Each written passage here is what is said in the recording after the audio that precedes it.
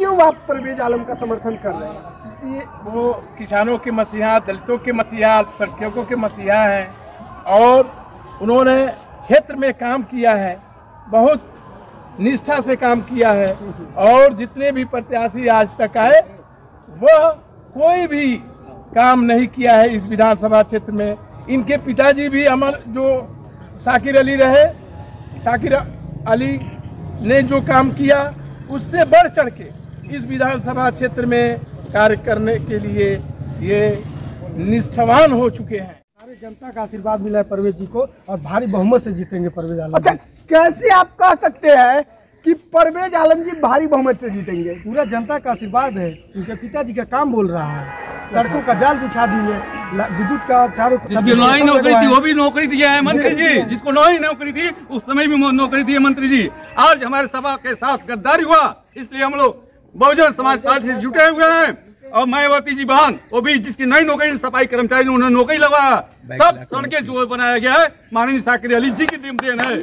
आइए इनसे जानते हैं कि आखिर युवा क्यों परवेज आलम के साथ जुड़े? इसलिए युवा इनको सोच रही है कि युवा एक नेता रहे, एक नौजवान है, नौजवानों की बात सुनेंगे, नौजवानों की नौकरी देंगे। क्योंकि जो इस विधानसभा पथरदेवा 338 में जो शाकिर अली जी ने कर दिया 2012 में, अभी तक किसी ने नहीं किया। 5 साल इससे पिछले 2017 में सूर्य प्रताप शाही थे, वो यहाँ कोई विकास नहीं है, सब त्राह त्राह मचा हुआ है। 2012 में जो शाकिर अली ने करके दिखा दिया, रोड से लेकर विद्युत स्टेशन तक आज तक ने किसी ने नहीं किया है। इसीलिए सभी जनता ने उनको चुन लिया है कि इस बार जो विधानसभा 2022 में परवेज आलम को जिताएंगे और यहाँ का विधायक बनाएंगे और यहाँ की सारी माइनॉरिटी कोई परवेज आलम के साथ लगे हुए हैं और परवेज आलम को विधायक भी बनाएंगे और वहाँ तक कि बहन मायावती जी के पास ये जाएंगे और इनका बहुत बड़ा इनका आशीर्वाद इनके ऊपर बहन मायावती जी ने इनको विधायक भी बनाएंगे और सारी जनता इनके साथ है। अभी हमारे साथ लाइव में पूर्व मंत्री स्वर्गीय शाकिर अली जी के पुत्र परवेज आलम जी उपस्थित है। जानकारी के लिए बता दूं कि अभी हम लोग 338 विधानसभा पथरदेवा में और पथरदेवा विधानसभा से ये बहुजन समाज पार्टी से टिकट लेकर अपना प्रचार प्रसार कर रहे हैं। 1993 में 2002 में इनके पिताजी समाजवादी पार्टी के बदौलत मंत्रिमंडल में गए और मंत्रिमंडल को चुना। लेकिन 2022 के चुनाव में ऐसा क्या राजनीति में इनके मोड़ आया कि इन्होंने बहुजन समाज पार्टी से टिकट लेकर के 2022 के चुनाव में अपना प्रचार प्रसार कर रहे हैं। आइए रूबरू होते हैं और जानते हैं इनसे इनके चुनावी मुद्दे को और पार्टी के प्रचार प्रसार के बारे में। तो डेली लाइव न्यूज चैनल में स्वागत है आपका नेताजी। बहुत बहुत धन्यवाद। नेताजी, सबसे मुख्य बात यहाँ पर यह आ रही है कि पूर्व में आपके पिताजी समाजवादी पार्टी से जुड़े रहे 2017 तक, लेकिन 2017 के बाद ऐसा क्या मोड़ आया कि आपने बहुजन समाज पार्टी को चुना? देखिए, मेरे परिवार की जहाँ तक बात है, मेरे पिता स्वर्गीय शाकिर अली साहब 30-35 साल का राजनीतिक जीवन मेरे परिवार का रहा है। और चाहे मेरे पिताजी हों और चाहे हम हों, समाजवादी पार्टी को आगे बढ़ाने में, उसके आंदोलन को आगे ले जाने में, उसको मजबूती देने में हम लोगों ने खून पसीना दिया। लेकिन समाजवादी पार्टी ने हम लोगों का सम्मान नहीं किया। आपको अच्छी तरह से याद होगा कि 2012 में भारतीय जनता पार्टी के प्रदेश अध्यक्ष को स्वर्गीय शाकिर अली साहब चुनाव हराते हैं और समाजवादी पार्टी की सरकार बनती है, लेकिन उनको मंत्री तक नहीं बनाया जाता है। और 2017 में जब आम चुनाव होते हैं विधानसभा के, उस समय चुनाव के ठीक 10 दिन पहले समाजवादी पार्टी द्वारा स्वर्गीय शाकिर अली साहब का टिकट काट दिया जाता है।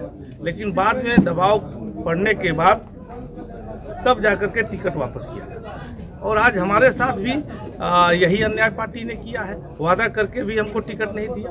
लगातार जो है जब से पथरदेवा बना आज 10 साल हो गया, जनता की लड़ाई हम लोगों ने लड़ने का काम किया। सड़कों पे हम लोगों ने संघर्ष किया, संगठन को तैयार किया, दुख सुख में सबके हम लोग चले। तो हमारे साथ लगातार समाजवादी पार्टी ने, चाहे स्वर्गीय शाकिर अली साहब रहे हों और चाहे मैं रहा हूँ, मेरे साथ समाजवादी पार्टी ने अन्याय किया है।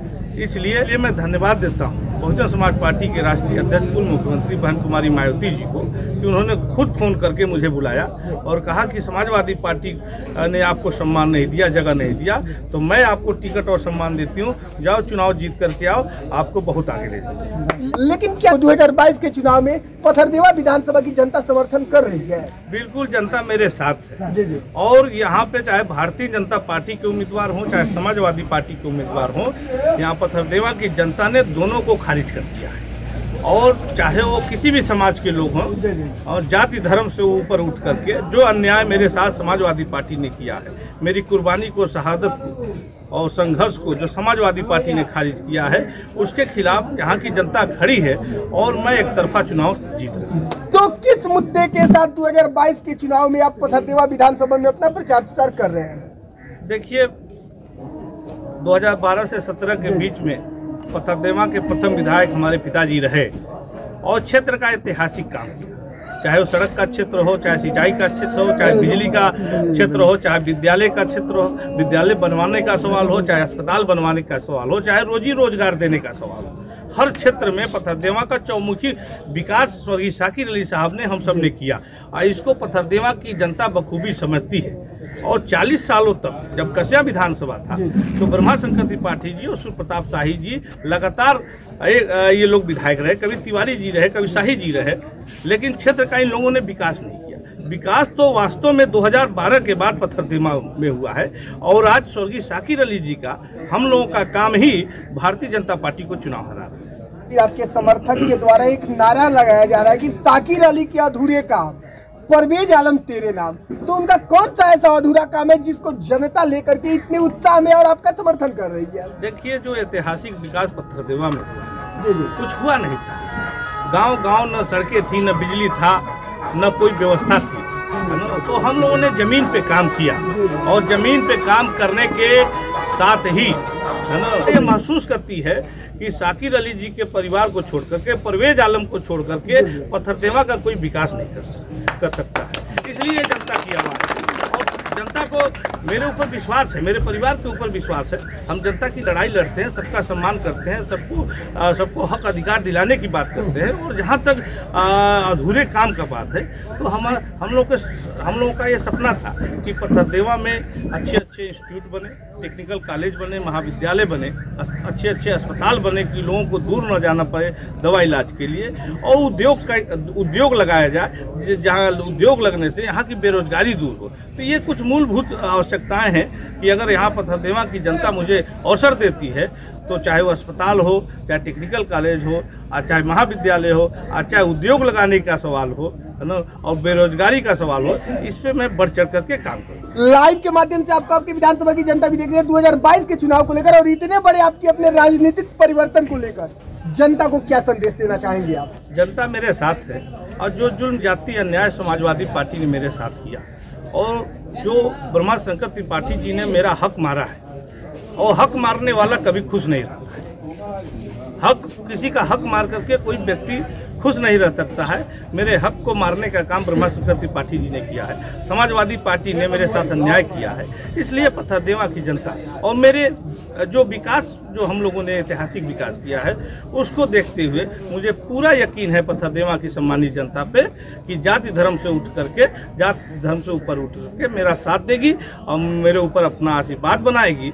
और मैं आपसे कहना चाहता हूँ कि 2012 में एक मंत्री को हम लोगों ने चुनाव हराया था, 2022 में दोनों मंत्रियों को मैं चुनाव हराया।